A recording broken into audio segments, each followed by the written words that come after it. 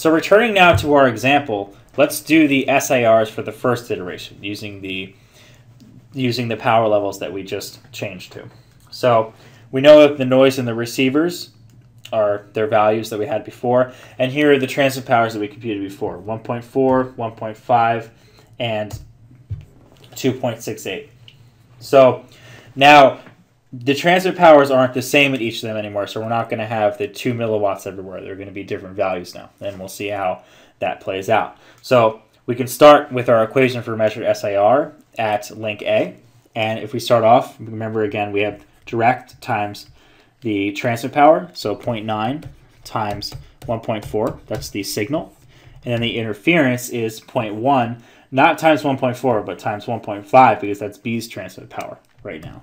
0.1 times 1.5, 0, plus 0.2 times 2.68, and then we add 0.1, which is the noise in the receiver. And I'm not going to write the milliwatts out because we saw before how they cancel out. So then we do this, we're going to get 1.26 divided by 0.786, which is going to give us 1.60.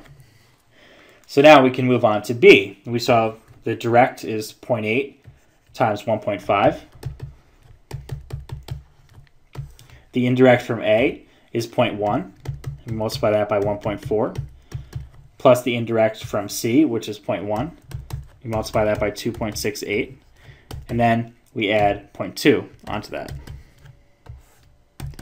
And if we do that out, we get 1.20 divided by 0.608, which is 1.97.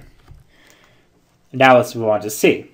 The direct transmit power is 0.9 times the gain, which is 2.68, divided by 0.2, which is the indirect from A, times A's transmit, 1.40, plus the indirect from B, which is 0.2, times 1.50, that transmit, plus the noise in the receiver, which is 0.3. And we get 2.412 divided by 0.880, which is 2.75.